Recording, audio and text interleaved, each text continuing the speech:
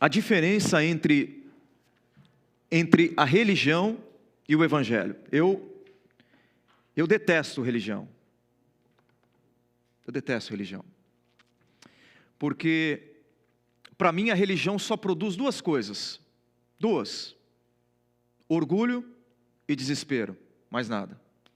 E eu quero provar para você, durante esses próximos minutos, a razão pela qual eu odeio, eu não gosto de religião, e qual a proposta da sabedoria, da espiritualidade bíblica, para essa tensão que a religião, toda a religião, cria diante de nós. Orgulho e desespero.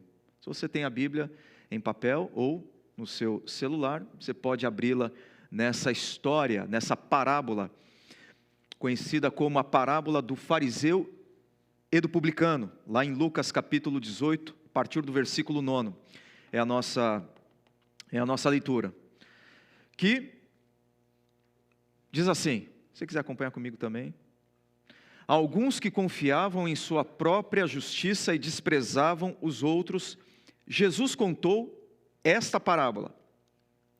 Opa, aqui.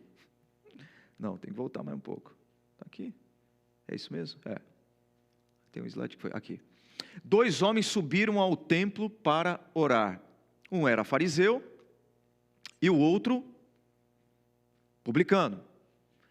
A gente tem aqui 2 personagens antagônicos, diametralmente opostos, bem diferentes. Os fariseus pertenciam à mais conservadora, rígida e legalista de todas as facções judaicas.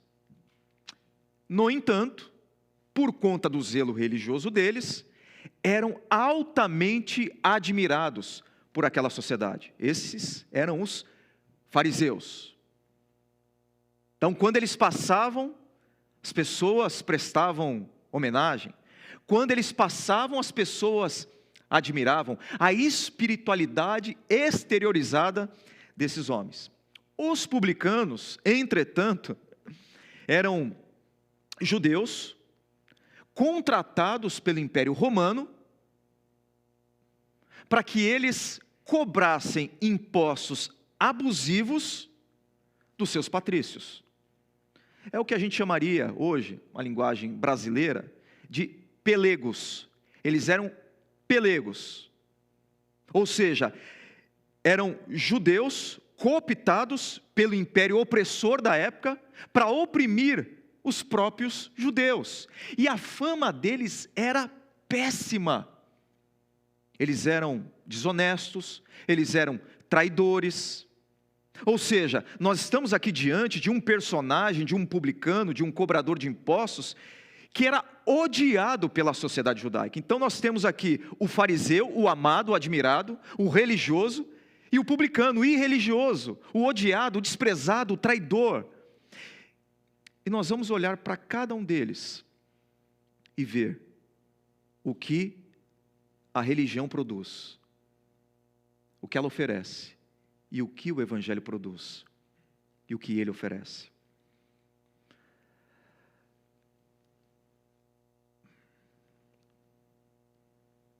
Bom, eu quero fazer pelo menos 5 declarações, 5 afirmações a respeito do orgulho religioso baseado nesse versículo aqui. Eu quero que você caminhe comigo, preste bastante atenção. Se você puder tomar nota, anotar no seu coração em algum lugar, eu tenho certeza que isso vai fazer uma grande diferença na sua jornada espiritual, não tenho dúvida disso, assim como fez e tem feito na minha vida. Olha só, vamos olhar primeiro para o fariseu, o orgulhoso religioso. O fariseu em pé, orava no íntimo: Deus, eu te agradeço porque eu não sou como os outros homens, ladrões, corruptos, adúlteros, nem mesmo como este publicano. Eu jejuo 2 vezes por semana e eu dou o dízimo de tudo quanto ganho. Espera aí, Isso aqui era para ser uma oração de gratidão.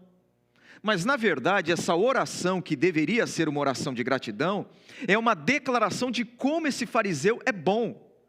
Porque a justiça dele excede inclusive os mandamentos de Deus lá no Antigo Testamento. Por exemplo, a lei de Moisés dizia que um judeu devoto tinha que jejuar uma vez ao ano. Está na lei isso, lá no Antigo Testamento. Então, um judeu devoto, uma vez ao ano, ele tinha que jejuar. O que esse cara faz aqui? Ele jejua não uma vez ao ano, ele jejua 2 vezes por semana. O cara é bom. Havia também um debate entre os fariseus sobre o que se deveria dizimar. De tudo quanto ganho? De uma parte do que eu ganho? O que é que tem que dizimar? Olha o que diz o texto. Ele dizima o quê? Tudo, absolutamente tudo que ele ganha. O que nós temos é o retrato de um religioso bom, zeloso. Provavelmente esse fariseu andava pelas praças de Jerusalém e era ovacionado pelos judeus, porque ele é bom. Mas esse religioso bom se tornou orgulhoso em virtude da sua performance religiosa. Aí sim, diante disso, eu faço 5 afirmações sobre o que a religião pode produzir na gente. O que o orgulho religioso produz em mim e talvez em você. Primeira afirmação: o orgulho religioso cria uma espiritualidade autocentrada. Note, em apenas 2 versos, o fariseu usa 5 vezes esse pronome. Eu.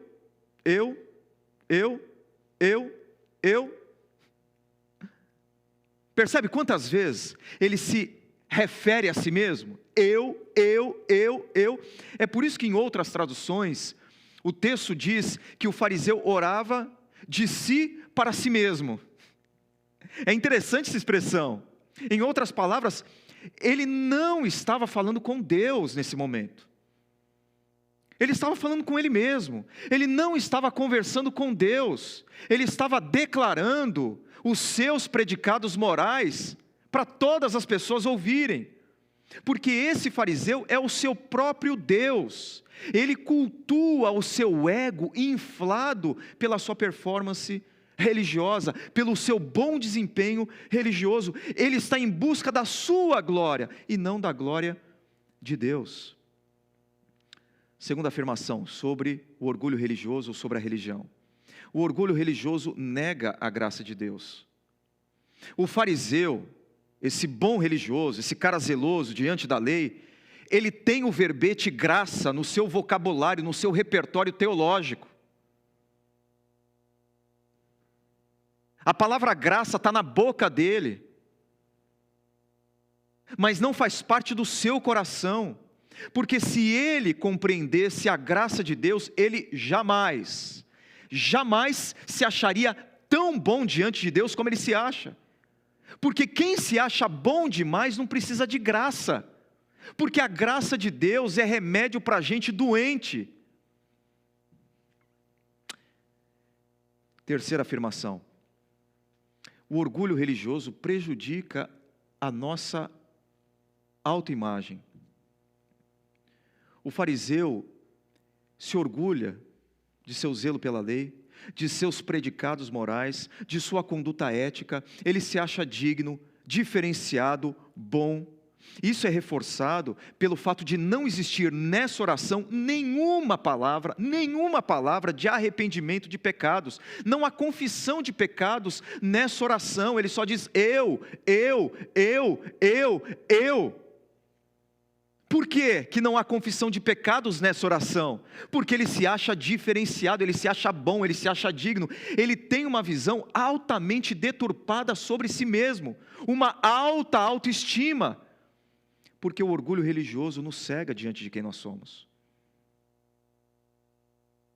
Porque se eu cumpro os requisitos da minha religião, eu me acho bom. Se eu vou à igreja todos os domingos, se eu dizimo, se eu oro ao longo da semana, se eu leio a minha Bíblia todos os dias, eu olho para o meu desempenho, para a minha performance, e eu me acho bom. Então o orgulho religioso deturpa a nossa autoimagem. Quarta afirmação, quarta declaração sobre o orgulho religioso. O orgulho religioso estratifica. O orgulho religioso nos afasta de Deus e nos afasta das pessoas que estão ao nosso redor. Haja vista como ele se refere aos outros homens e ao publicano, com desprezo, com desdém, com nojo, de cima para baixo. Eu não sou, ele enche a boca para falar, eu não sou como os outros homens. E aí ele cita todos os pecados. E a gente acha que pecado é só fazer o que é ruim. Eu aprendi na minha adolescência, num documento teológico que a gente chama catecismo, o Catecismo Maior de Westminster. Você que já ouviu falar sobre isso. E no Catecismo Maior de Westminster está escrito que pecado é toda a falta de conformidade com a lei de Deus. Decorei isso na minha adolescência. Mas vocês vão ver que não é só isso. Pecado não é simplesmente fazer algo que desagrada a Deus. Pecado muitas vezes é fazer algo que agrada a Deus com motivações equivocadas. O fariseu vive a religião da divisão, da discórdia, do nós contra eles, do ódio. Porque o religioso nato, ou o orgulho religioso, ele separa a humanidade entre pessoas boas e pessoas más. Nós contra eles, as pessoas do mundo. Quais são as pessoas boas para o religioso orgulhoso? Aquelas pessoas que falam como ele, que se vestem como ele, que cumprem os mesmos requisitos da lei que ele. Essas são as pessoas boas. E aí nós criamos ou estratificamos a sociedade entre pessoas boas e pessoas más. Coisa que a Bíblia jamais fez. Meu pai falecido, ele gostava muito de filme de bang bang, de faroeste. Era viciado nesse negócio. E geralmente todo filme de bang bang, de faroeste, tinha sei lá como fala, o xerife, né, que vinha num cavalo branco. Era o cara bom. Os outros cavalos não, mas o dele, o do herói, era o cavalo branco. Se nós fôssemos fazer uma relação com a nossa vida, com esse mundo, o único de cavalo branco é Jesus. O único, mais ninguém. Porque o pecado nos nivela. Eu não sou melhor do que ninguém. Eu sou tão pecador quanto o pior pecador desse mundo. Por isso que nós precisamos ser humildes. A palavra humildade vem do latim humus, que significa chão. É reconhecer que todos nós estamos palmilhando o mesmo chão, todos nós somos pecadores. Não é pelo fato de estar dentro de uma igreja que me faz melhor do que quaisquer pessoas fora dela. Eu estou aqui inclusive porque eu reconheço que eu sou ruim, que eu sou quebrado, que eu sou pecador. Já disseram que a igreja não é um museu de santo, mas um hospital de pecadores, e se eu estou aqui é porque eu preciso desesperadamente de ajuda. Quinta e última declaração. O orgulho religioso constrói molduras de piedade, de santidade. Por que o fariseu se sente superior? Porque o publicano não faz o que ele faz. E porque o publicano não faz o que ele faz, ele diz que o publicano é pior do que ele. Eu não sou como este homem aí, esse pecador, esse imundo, esse traidor. Eu oro, eu dizimo, eu frequento a igreja, eu sou bom. Ele não é, porque ele não faz o que eu faço. Ou seja, o fariseu mede o caráter do publicano pela régua do seu zelo religioso. Deixa eu falar uma coisa para vocês que eu acho que é extremamente importante. O evangelho sempre produz transformação na nossa vida, que é externada. O Evangelho, quando ele entra no nosso coração, ele nos transforma, não de fora para dentro, mas de dentro para fora, de tal maneira que as pessoas conseguem enxergar em nós transformação, frutos de justiça. O Evangelho faz isso. Qual é o problema para mim? O problema é quando nós atestamos a qualidade da fé alheia apenas a partir de marcos externos. É quando nós declaramos que alguém é santo ou não a partir dos ditames de uma religião, dos rituais de uma religião. Isso é um erro grotesco. Por quê? Porque a religião pode criar embalagens de santidade, usar aqui uma palavrinha, hermeticamente fechadas, totalmente fechadas, certificados inquestionáveis de qualidade da fé alheia, que escondem, está aí o problema, que escondem uma espiritualidade estragada. Então, às vezes eu digo, se essa pessoa fizer isso, fizer aquilo outro, essa é uma pessoa comprometida com Deus. Esse é um problema, porque às vezes eu tenho todas essas características, eu externo todas essas qualidades, as pessoas conseguem ver, enxergar em mim tudo isso. No entanto, tudo isso se torna um rótulo de santidade que esconde um produto profundamente estragado dentro de mim. É possível, Jesus falou isso, não falou? Vocês se lembram? Versículo duro, mas que é real, gente. Quando eu disse para vocês que pecado não é simplesmente falta de conformidade com a lei de Deus, é por causa disso. Pecado não é simplesmente fazer o que é errado, às vezes pecado é fazer o que é certo, com motivações equivocadas. Os fariseus eram bons, eram zelosos, mas o que eles queriam? Aplausos. Eles queriam admiração, eles queriam respeito. Era isso que eles estavam em busca, não da glória de Deus, da glória deles. E Jesus falou, ai de vós, escribas e fariseus, hipócritas, porque sois semelhantes. Olha que palavra dura de Jesus. Serve para mim. Sois semelhantes aos sepulcros caiados, embelezados, engrinaldados, bonitos, limpos. Sepulcros caiados, que por fora se mostram belos, mas interiormente estão cheios de ossos de mortos e de toda imundícia.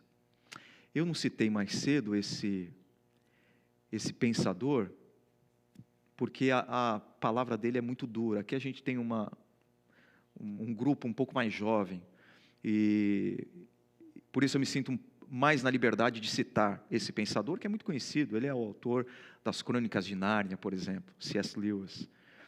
E ele diz o seguinte: por isso que um moralista frio e pretensamente virtuoso que vai regularmente à igreja pode estar bem mais perto do inferno que uma prostituta. Duro. De acordo com Jesus, absolutamente real. Isso tem que servir para mim.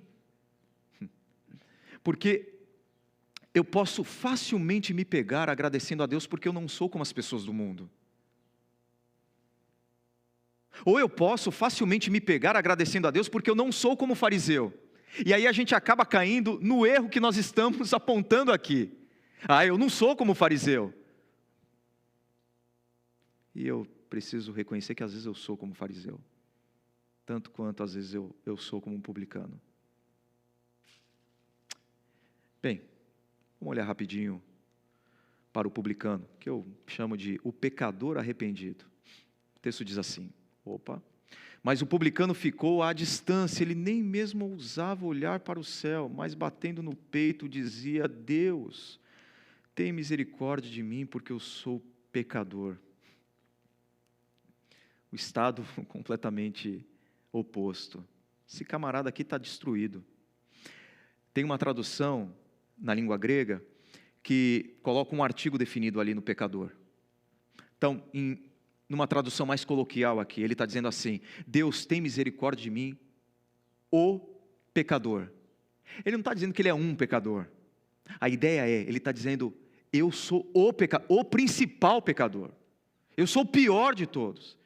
Esse cara está esmagado por um senso profundo de indignidade. Ele está batendo no peito. As pessoas batiam no peito, naquela cultura, quando alguém morria, era sinal de luto, bater no peito, dor. A gente não fala às vezes quando vê alguma tragédia, ou é impactado por uma notícia ruim, está muito triste, a gente não sente uma dor no peito? Eles representavam essa dor no peito fisicamente, eles batiam no peito, e ele está batendo no peito numa sensação de luto, dizendo: Deus, eu sou ruim, eu sou mau, eu estou doente, eu sou quebrado, eu preciso de ajuda, tem misericórdia de mim. Por isso que religião e evangelho não se misturam. Não é que eu não posso dizer que eu não tenho uma religião, claro, eu só estou querendo apresentar aqui a singularidade do evangelho. Enquanto a religião pode me educar a bater no peito afirmando como eu sou bom, como o fariseu fez, o evangelho me ensina a bater no peito confessando como eu sou mau. Deus, tem misericórdia de mim. Tem misericórdia de mim. Boa notícia. Jesus diz: eu lhes digo que este homem, publicano, o sujo, o imundo, o traidor, o pelego, o corrupto. Você imagina os líderes da época de Jesus, os religiosos, ouvindo isso daqui. Devastador. Não é por menos que os caras quiseram a todo custo matá-lo. Não é? Eu lhes digo que este homem, e não o fariseu, não o outro, foi para casa justificado diante de Deus, pois quem se exalta será humilhado, e quem se humilha será exaltado. Em outras palavras, Deus não faz contabilidade de oração por dia, de leitura da Bíblia por dia, de frequência na igreja, e de outras coisas. E diz assim: Juliano, legal, você atingiu a média mensal, a partir de agora está tudo tranquilo entre nós, está tudo bem entre nós. Não, Deus não faz isso. Claro que Ele quer que tudo isso flua, oração, leitura da palavra, colocar os meus recursos diante de Deus, para que a obra dEle continue, e todas as outras coisas que nós fazemos. Deus quer que tudo isso flua de nós, como consequência do nosso amor por Ele, mas jamais como atos que nós fazemos para obrigá-lo a nos amar.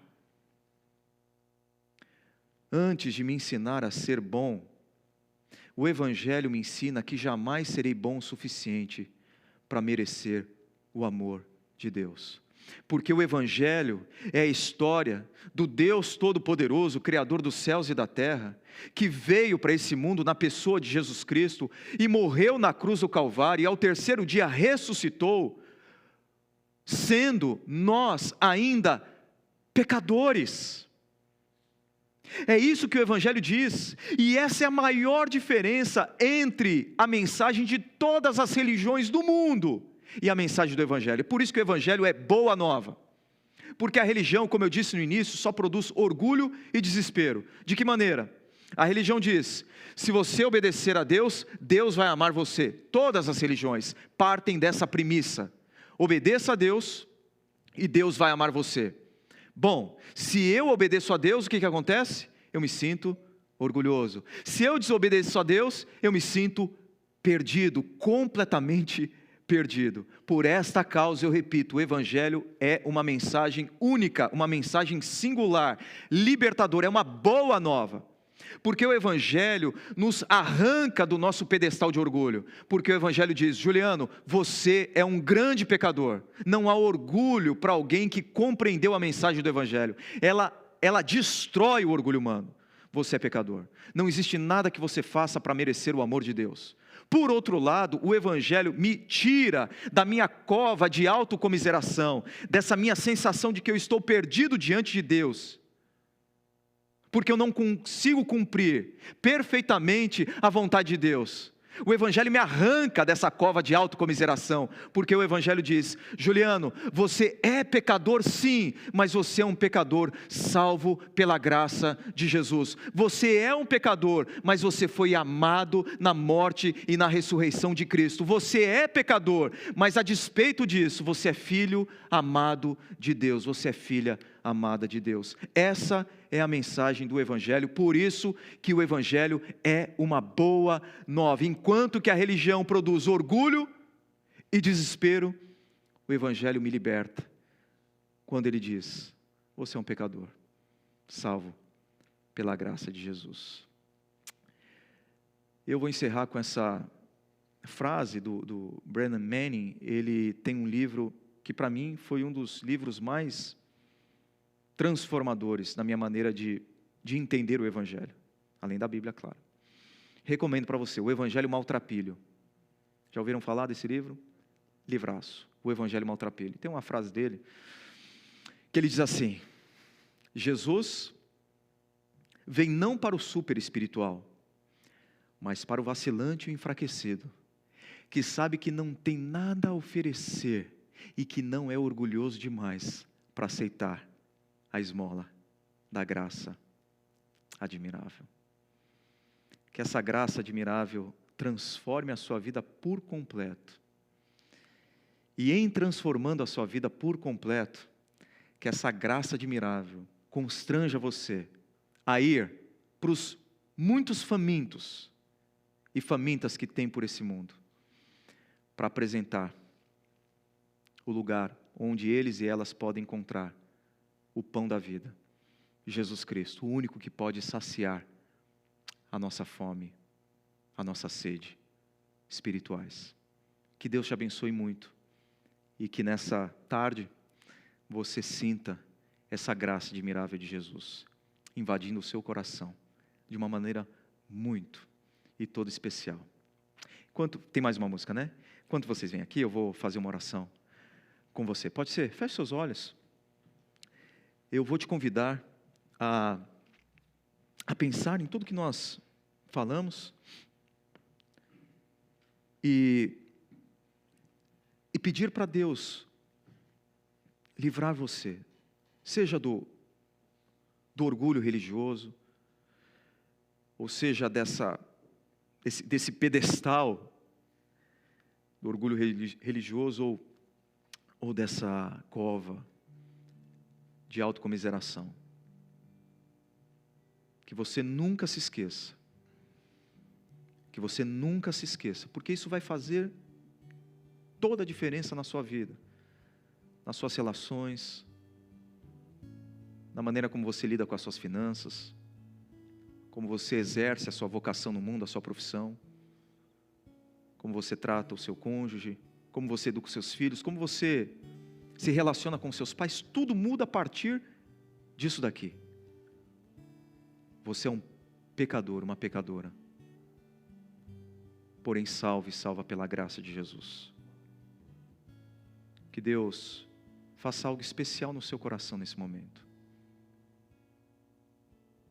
Que você experimente verdadeiramente, que você sinta o gosto, o sabor do pão da vida que Ele tem preparado para você. Muito obrigado, Deus, por esse momento, por esse encontro. Que o Senhor continue falando conosco ao longo desse dia, ao longo dessa semana, que possamos aplicar o que nós ouvimos hoje nas mais diferentes áreas da nossa vida. Que a voz do Senhor que ecoa desde a eternidade esteja falando conosco poderosamente. Que sim, nós somos pessoas quebradas, incoerentes, cheias de erro. No entanto, um dia fomos alcançadas pela graça admirável e maravilhosa de Jesus, o nosso pão da vida, no nome de quem nós oramos. Amém, Senhor.